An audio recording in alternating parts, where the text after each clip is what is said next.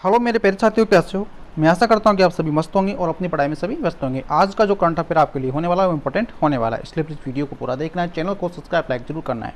First question देखिए, HDFC bank और किस गैर बैंक वित्तीय कंपनी NBFC का विलय 1 जुलाई 2023 को हो गया है। इन दोनों मर्ज हो गए हैं, तो कौन हो गए? HDFC, Bajaj fan. तो इसका राइट आंसर हो जाएगा HDFC, यानी ए इसका करेक्ट आंसर हो जाएगा। ठीक है, इसका राइट आंसर ए हो जाएगा। इसके बाद देखिए, इसके बारे में डिटेल आपको कंप्लीट बताई जाएगी। हाउसिंग डेवलपमेंट फाइनेंस कॉर्पोरेशन यानी HDFC की फुल फॉर्म होती है। इसके बाद HDFC एक बैंक है, वो कंपनी का नाम भी है। ठीक है, दोनों को आपको एक जगह मर्ज हो गए हैं और ये विश्व की दुनिया के चौथा नंबर का बैंक बन चुका है, ये भी आपको ध्यान रखना है। बैंक 1 जुलाई 2023 को ये विलय हो गए हैं। इसके बारे में आगे जानकारी दीजिए। इसके साथ ही देश की पहले होम फाइनेंस कंपनी, यानी ये फाइनेंस कंपनी है, इस बात का ध्यान रखते हुए चलना है आपको। ठीक है, HDFC का वजूद खत्म हो गया है। इन कंपनी थी ये, लेकिन जब बैंक में विलय हो गई तो इसलिए बैंक की वैल्यूएशन बढ़ गई है। ठीक है, दोनों के बीच भारत के कॉर्पोरेट इतिहास में सबसे बड़े विलय हुआ है। इसकी कीमत लगभग 40 अरब डॉलर बताई जा रही है। ठीक है, इसके बाद देखिए, एक साल पहले 4 अप्रैल 2022 को मेजर की घोषणा की गई थी। क्या अंतर है दोनों में, इनमें डिफरेंस क्या है? ठीक है, तो HDFC एक हाउसिंग फाइनेंस कंपनी है, यानी ये HDFC एक फाइनेंस कंपनी है। इसके बाद देखिए, घर, दुकान, प्रॉपर्टीज़ खरीदने के लिए कर्ज देती है, ये जो कंपनी है ना, कर्ज देती है। इसके बाद जबकि HDFC बैंकिंग में संबंधित सारे काम होते हैं। इसमें सभी तरह के कर्ज खाते खुलवाना और FD राशि का ट्रांजैक्शन भी होता है। ठीक है, इन दोनों अलग अलग है। ये कंपनियां, जब एक ये बैंक है, एक कंपनी है, दोनों एक जगह मर्ज हो गई, इसलिए ये बैंक जो HDFC जो बैंक है, ये दुनिया का चौथा बैंक भी बन चुका है। ठीक है, लेकिन उस कंपनी का जो वजूद था वो ख़त्म हो चुका है। ठीक है, इसके बाद देखिए, HDFC के विलय के बाद HDFC बैंक बाजार मूल्य मार्केट कैप के हिसाब से दुनिया का कौन सा बैंक बन गया है? तो मैंने अभी आपको बताया, चौथा सबसे बड़ा बैंक बन चुका है। ठीक है, राइट आंसर हो जाएगा उसका डी, करेक्ट आंसर हो जाएगा। ठीक है, ये आपको ध्यान रखते हुए चलना है। इसके बारे में आपको बताते हैं। आगे का क्वेश्चन देखिए, बाजार मूल्य के हिसाब से दुनिया के टॉप 10 बैंकों में किस भारतीय बैंक ने जगह बनाई है? तो अभी आपको बताया ही मैंने, HDFC बैंक ने जगह बना ली है। ठीक है, यानी 10 टॉप बैंकों के लिस्टों में इनका भी नाम आता है। ठीक है, इसके बाद देखिए, इसके बारे में आगे देखिए, HDFC बैंक दुनिया के टॉप 10 बैंक सम्मिलित हो गए। मार्केटिंग कैपिटलाइजेशन के नज़रिए में ये दुनिया का चौथा सबसे बड़े बैंक बन चुका है, यानी कि ये दुनिया का सबसे चौथा बैंक जो 10 लिस्ट है उसमें चौथा नंबर में इनका नाम आने लग गया है।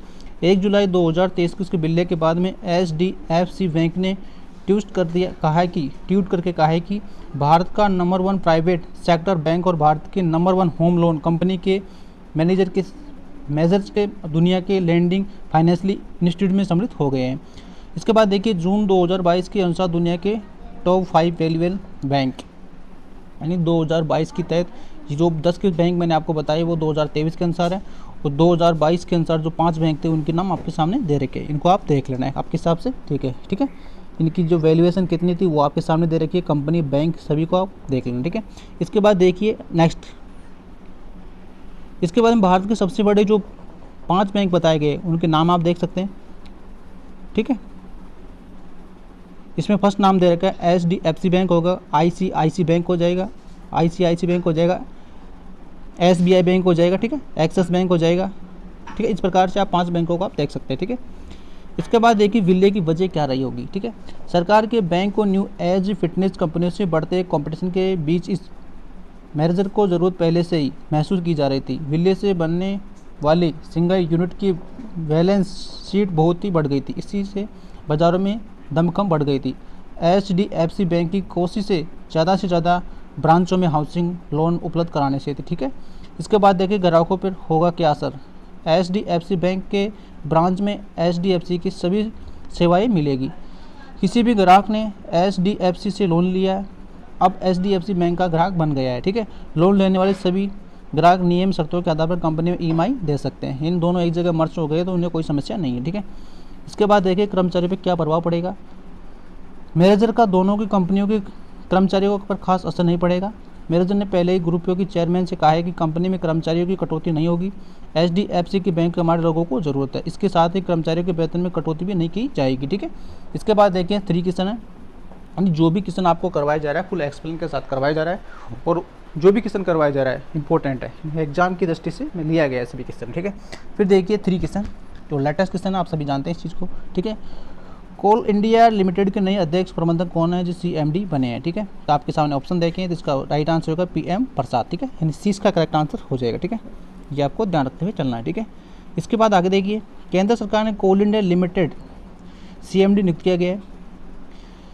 इससे पहले कोल इंडिया की सहायक company Central Coalfields Limited CCL के अध्यक्ष सह प्रबंधक निदेशक के रूप में काम कर रहे हैं। कोल इंडिया लिमिटेड, इसकी स्थापना कब हुई थी, किस मंत्रालय के अंतर्गत आता है, इसकी स्थापना की गई थी 1975 में। यानी क्वेश्चन पूछा जा सकता है कि कोल इंडिया लिमिटेड की जो स्थापना कब की गई थी, 1975 में की गई थी। और ये भी पूछा जा सकता है किस मंत्रालय के अंतर्गत आता है, तो कोयला मंत्रालय के अंतर्गत आता है। आप उस कोयला मंत्रालय के मंत्री कौन है, आइए अभी आपको कमेंट बॉक्स में करके बताना है, ठीक है। इसके बाद देखिए 4th क्वेश्चन, दूसरे विश्व युद्ध से लड़ने वाले किस पूर्व भारतीय सैनिक को ब्रिटेन PM ने पॉइंट ऑफ लाइट अवार्ड से सम्मानित किया गया है। पॉइंट ऑफ लाइट अवार्ड से सम्मानित किया गया है, किसे किया गया है ये आपको बताना है, ठीक है। इसका राइट आंसर देखिए, इसका राइट आंसर हो जाएगा D ऑप्शन, राजेंद्र सिंह इसका राइट आंसर हो जाएगा, D इसका करेक्ट आंसर हो जाएगा। दूसरे विश्व युद्ध में लड़ने वाले किस पूर्व भारतीय सैनिक को ब्रिटेन PM ने पॉइंट ऑफ लाइट अवार्ड से सम्मानित किया गया है, इसका राइट आंसर हो जाएगा D ऑप्शन, ये आपको ध्यान रखते हुए चलना है, ठीक है। इसके बारे में डिटेल आपको बताते हैं। राजेंद्र सिंह को यह पुरस्कार ब्रिटेन के प्रधानमंत्री ने दिया है। तो ब्रिटेन के प्रधानमंत्री का नाम आपको पता होना चाहिए, उसका नाम हो जाएगा ऋषि सुनक, ठीक है। यानी जो ब्रिटेन के प्रधानमंत्री है उनका नाम है ऋषि, ठीक है। ये कौन से, ये इंडिया से इनके कोई माँ बाप रहते हैं, यानी इंडिया से इनको बिलोंग संबंध है, ठीक है। इंडिया ग्लोबल फोरम के ये UK भारत, आपको बताया मैंने, UK भारत सप्ताह समारोह के दौरान 28 जून 2023 को दिया गया है, ठीक है। ये भी आपको ध्यान रखना है। ये पुरस्कार जो अवार्ड दिया गया है कब दिया गया, 28 जून 2023 को दिया गया है। लेटेस्ट क्वेश्चन आप सभी को पता है। फिर देखिए, वह द्वितीय विश्व युद्ध में लड़ने वाले अंतिम जीवित सिख सैनिकों में से एक है। यानी द्वितीय विश्व जो लड़ाई हुई थी उसमें अंतिम जीवित सैनिकों में से एक है। इसके बाद देखिए, वो 101 वर्ष के हैं, यानी उनकी एज कितनी हो गई, 101 वर्ष हो गई है। ये अवार्ड उन्हें सेकेंड वर्ल्ड वार में उनकी सेवाओं में ब्रिटेन भारतीय युद्धों के दिग्गजों को एक साथ लाने में मदद करने के लिए अविभाज्यता भारतीय पूर्व सैनिक संघ चलाने के उनके काम के लिए इन्हें मिला है, ठीक है। ये भी आपको ध्यान रखना है। इसके बाद एक राजेंद्र सिंह ने 1963 में अविभाज्यता भारतीय पूर्व सैनिक संघ की स्थापना भी की है। अपने साथ दिग्गजों की सेवाओं के लिए अपना जीव समर्पित भी किया है, ये आपको ध्यान रखते हुए चलना है। इसके बाद देखिए, संगठन ब्रिटेन भारतीय युद्धों के दिग्गजों के बीच एकता, समर्थन, सार्थक बढ़ाने की महत्वपूर्ण भूमिका निभाई है, ठीक है। इसके बाद आगे देखिए राजेंद्र सिंह के बारे में।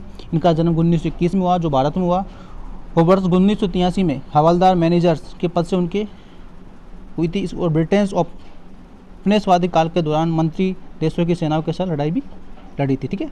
इसके बाद देखिए, पॉइंट ऑफ लाइट वर्ष 1990 में स्थापना की गई थी। अंतर्राष्ट्रीय गैर लाभकारी संगठन है। इसका जो मुख्यालय संयुक्त राज्य अमेरिका में, ये आपको ध्यान रखना है। यानी पॉइंट ऑफ लाइफ है जिसका जो अवार्ड दिया जाता है, इसका जो मुख्यालय है वो कौन सी जगह है, तो ये आपको जरूर ध्यान रख के चलना है। ये कहाँ पे है, संयुक्त राज्य अमेरिका में, और इसकी किस वर्ष स्थापना की गई थी, 1990 में की गई थी। यानी 2 पॉइंटों को आपको जरूर से ध्यान रखते हुए चलना है, ठीक है। इनका मुख्यालय और इनकी स्थापना कब की गई थी, ये जो, ठीक है। इसके बाद देखिए, ये अवार्ड उन उत्कृष्ट लोगों को दिया जाता है जिनका जीवन दूसरों को अपने समुदाय में उसी पर सामाजिक चुनौतियों से प्रेरित करता है, ठीक है। ये भी आपको ध्यान रखते हुए चलना है। इसके बाद देखिए 5 क्वेश्चन, भारतीय महिला टीम में जगह बनाने वाले असम की पहली महिला खिलाड़ी कौन है। क्वेश्चन को फिर से सुनिए, भारतीय महिला टीम में जगह बनाने वाली असम की पहली महिला खिलाड़ी कौन बनी है। तो आपको क्वेश्चन मैंने पहले भी करवाया होगा। इसका राइट आंसर हो जाएगा उमा छत्रे, ठीक है। उमा छत्रे इसका राइट आंसर हो जाएगा, जो असम की रहने वाली है और भारतीय टीम में इन्होंने जगह बना ली है।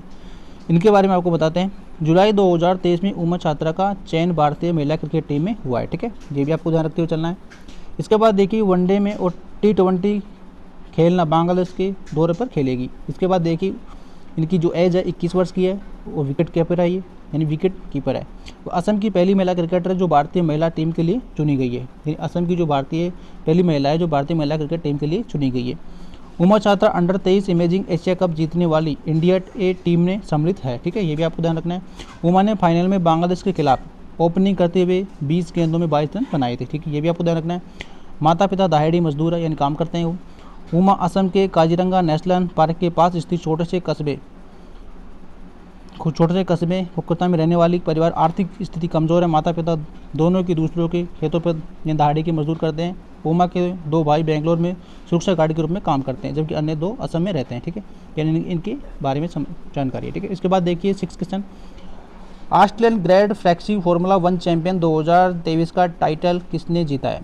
तो ये आपको ध्यान रखना मैक्स वेरस्टैपेन ने। ठीक है, यानी इसका राइट आंसर हो जाएगा ए, इसका करेक्ट आंसर हो जाएगा। ठीक है, इसके बाद फिर देखिए इनके बारे में आपको बताते हैं। मैक्स वेरस्टैपेन ने ऑस्ट्रेलिया ग्रिपिन क्वालिफाइंग 70 स्प्रिंटिंग रेस जीती है।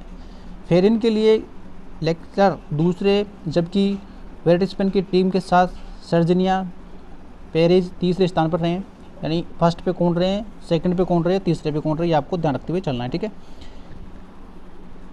फर्स्ट पे ये रहे, सेकंड पे इनका नाम रखना और 3 पे इनका नाम याद रखना है। इसके बाद देखिए शीर्षक में 10 सम्मिलित हुए हैं, यानी 10 शीर्षक पे रहे, कौन कौन रहे हैं उनके बाद आपको बताते हैं। इन विजेता रेस में कौन रहे हैं, इनका आपको नाम ध्यान रखना। 2023 के हैं सभी ये क्वेश्चन मैंने आपको पहले भी करवा दिया किसी अन्य वीडियो में, इनको फिर से आपको एक बार ज़रूर देख लेना। ठीक है, अच्छा क्वेश्चन है, यानी 23 में कौन कौन फर्स्ट पर रहे हैं ये आपको देख लेना। ठीक है, इसके बाद देखिए महाराष्ट्र के नए उप मुख्यमंत्री के रूप में किसे शपथ ली है, यानी महाराष्ट्र के जो नए उप मुख्यमंत्री बने कौन बने हैं वो आपको बताना है। तो उसका राइट आंसर होगा अजित पवार। ठीक है, 20 का करेक्ट आंसर हो जाएगा। ठीक है, 20 का राइट आंसर हो जाएगा। इनके बारे में आपको बताते हैं।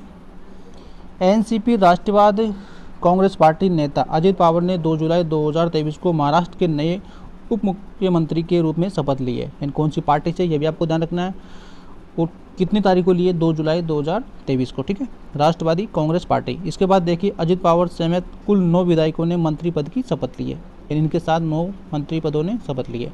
अब वो महाराष्ट्र के 2 मुख्यमंत्री, अब महाराष्ट्र के 2 उप मुख्यमंत्री है, देवेंद्र, यानी देवेंद्र भी रह चुके है और अजित पवार भी है। ठीक है, यानी 2 मुख्यमंत्री हैं अभी प्रेजेंट में महाराष्ट्र के। इसके बाद में देखिए 5 वर्ष में तीसरा मौका है, जबकि अजित पवार ने महाराष्ट्र के उप मुख्यमंत्री पद की शपथ ली है। अब वह मुख्यमंत्री एकनाथ शिंदे की सरकार का हिस्सा बन गए, यानी वहाँ के सीएम है। अजित पवार ने नवंबर 2019 में तत्कालीन मुख्यमंत्री देवेंद्रिया कार्यकाल में उप मुख्यमंत्री पद पर की शपथ ली थी। हालांकि तब कुछ घंटे के लिए ही वह इस पद पर रह चुके थे। ठीक है, उन्होंने उद्धव ठाकुर के नेतृत्व वाली राज्य की पिछले महाविकास एमवी सरकार में भी उप मुख्यमंत्री पद संभाला था। इसके बाद देखिए महाराष्ट्र में एमवी सरकार नवंबर 2019 से जून 2022 तक सत्ता में थी। इससे पहले अजित ने अशोक पृथ्वीराज नेतृत्व में कांग्रेस सरकार के 15 साल के कार्यकाल के दौरान उप मुख्यमंत्री रूप में कार्य किया है। ठीक है, ये आपको ध्यान रखना है। अब महाराष्ट्र के बारे में आप सभी जानते हैं, सीएम कौन है, वहाँ के गवर्नर कौन है, राजधानी कौन है, ये तो आपको ध्यान रखना ही है। सबसे इंपॉर्टेंट पॉइंट यही है, आपसे अधिकतर पूछा यही पूछा जाएगा। ठीक है, यानी वहाँ के सीएम कौन है, वहाँ के गवर्नर कौन है, राजधानी क्या है। ठीक है, इसके बाद फिर देखिए 8वां क्वेश्चन। 8वां क्वेश्चन हो जाएगा महिला अंतर्राष्ट्रीय के बारे में। 8वां क्वेश्चन देखिए अंतर्राष्ट्रीय सहकारिता दिवस कब मनाया जाता है? अंतर्राष्ट्रीय सहकारिता दिवस कब मनाया जाता है? 3 जुलाई को, 2 जुलाई को, या 1 जुलाई को, 31 जुलाई को? जिसका राइट आंसर हो जाएगा 1 जुलाई को अंतर्राष्ट्रीय सहकारिता दिवस मनाया जाता है। ठीक है, ये आपको ध्यान रखते हुए चलना है। ठीक है, यानी इसका राइट आंसर सी हो जाएगा। ठीक है, अच्छा क्वेश्चन है। इसके बाद देखिए आगे इसकी जो थीम क्या रही है 2023 की, आपको वो भी ध्यान रखना है। सतत विकास के लिए सहकारिता। ठीक है, सतत विकास के लिए सहकारिता, ये आपको ध्यान रखना है। इसके बाद देखिए अंतर्राष्ट्रीय सहकारिता दिवस सहकारिता उद्यमों के प्रभाव का जश्न मनाने के लिए दुनिया के सभी व्यक्ति, समुदाय और संगठन के एक साथ लाते हैं। ठीक है, इसका काम होता है ये, यानी अंतर्राष्ट्रीय सहकारिता दिवस मनाने का जो रीज़न है वो यही है। ठीक है, ये आपको ध्यान रखना है। ठीक है, इसके बाद देखिए राष्ट्रीय अनुसूचित जाति आयोग NCST के अध्यक्ष पद से जुलाई 2023 में किसने इस्तीफा दिया है? ये आपको बताना है। इसका राइट आंसर देखिए अजय कुमार, रवि सुमन, या हर्ष चौहान, या राकेश कंजानिया। तो इसका राइट आंसर हो जाएगा हर्ष चौहान। ठीक है, यानी सी इसका करेक्ट आंसर हो जाएगा। ठीक है, इनके बारे में बताते हैं आपको। हर्ष चौहान ने राष्ट्रीय अनुसूचित जाति आयोग यानी इसकी फुल शॉर्ट में NCST के अध्यक्ष पद से इस्तीफा दे दिया गया है। उन्होंने अपने कार्यकाल को पूरा होने से 8 महीने पहले अपने पद छोड़ दिया गया है। उन्होंने वर्ष 2021 में राष्ट्रीय अनुसूचित जनजाति आयोग के अध्यक्ष के तौर पर पदभार संभाला था, यानी 2021 में संभाला था। न्यूज रिपोर्ट के अनुसार वन कानून को लेकर केंद्र सरकार ने उनको मतभेद चल रहा था। कहा जा रहा है कि अपने कार्यकाल के दौरान वन संरक्षण नियम 2022 को लेकर उनका केंद्रीय पर्यावरण मंत्रालय के साथ बार बार टकराव हुआ। उन्होंने सरकार को लिखा भी था कि उन्हें रोक दिया जाना चाहिए क्योंकि वह वन अधिकारी के प्रतिकूल प्रभाव डालेंगे। इसके बाद फिर देखिए NCST के बारे में। एसटी की स्थापना 2024 में संविधान की धारा 388 के तहत की गई थी। ये आपको जरूर ध्यान रखना है कि जो अनुसूचित जनजाति है इसकी जो स्थापना कब की गई थी, 2004 में की गई थी, और संविधान की कौन सी धारा में इसको बताया गया है, 338A में बताया गया है। ठीक है, इसके बाद देखिए ये एक संवैधानिक निकाय आती है जो अनुसूचित जनजातियों के अधिकार हेतु कल्याण की सुरक्षा करना, उन्हें बढ़ावा देने का काम करती है। ठीक है, पैनल की अध्यक्षता और उपाध्यक्ष का चुनाव राष्ट्रपति द्वारा किया जाता है। अध्यक्ष का दर्जा केंद्रीय कैबिनेट मंत्री के बराबर होता है, जबकि उपाध्यक्ष का दर्जा राज्य मंत्री और तीनों सदस्यों का दर्जा भारत सरकार के सचिव के पद के बराबर होता है। ठीक है, इसके बाद देखिए आगे 10 क्वेश्चन, अच्छा क्वेश्चन इंपॉर्टेंट। विश्व व्यापार संगठन यानी WTO भारत के राजदूत और स्थायी प्रतिनिधियों का नाम बताइए जिनका कार्यकाल मार्च 2024 तक बढ़ाया गया है। क्वेश्चन को फिर से सुनिए, विश्व व्यापार संगठन यानी अंतर्राष्ट्रीय संगठन ही है। ठीक है, WTO भारतीय राजदूत स्थायी प्रतिनिधि का नाम बताइए जिनका कार्यकाल मार्च 2024 तक बढ़ाया गया है। तो इसका राइट आंसर आपको बताना है। इंपॉर्टेंट क्वेश्चन है, 4 ऑप्शन आपके सामने दे रखे हैं और लास्ट क्वेश्चन होने वाला है ये। इसका राइट आंसर हो जाएगा बी, इसका राइट आंसर हो जाएगा। ठीक है, इसके बारे में देखिए, जून 2022 में WTO ने भारत के राजदूतों के रूप में पद ग्रहण किया है। 28 जून 2023 को समाप्त होने वाला था, लेकिन केंद्र सरकार ने 9 महीने का कार्यकाल विस्तारित दिया है। 31 मार्च 2024 के पद पर बने रहेंगे। क्या विस्तार दिया गया है? दरअसल वर्ष 2024 में WTO का महत्वपूर्ण 13वें मंत्रिस्तरीय सम्मेलन है। इस वार्षिक व्यापार मंच पर भारी अपने प्रमुख प्राथमिकताओं को बढ़ावा देना चाहते हैं। माना जा रहा है कि इस वजह से राजदूतों में बदलाव नहीं किया जाएगा। विश्व व्यापार संगठन की स्थापना कब हुई थी, इसका मुख्यालय कहाँ है, इसका निदेशक कौन है, ये आपको जरूर ध्यान रखना है। तो विश्व व्यापार संगठन की जो स्थापना की गई थी वो 1995 में की गई थी। ठीक है, इसका मुख्यालय जेनेवा स्विट्जरलैंड में हो जाएगा और निर्देशक आपको ध्यान रखना ही है, ये आपको मैंने पहले भी कई बार करवा दिए हैं। 13वां मंत्रिस्तरीय सम्मेलन जो होगा जो 24 फरवरी आबू धाबी UK में। ठीक है, 11वां क्वेश्चन देखिए, संयुक्त राष्ट्रीय संघ कृषि संगठन का महानिदेशक दूसरा कौन बना है?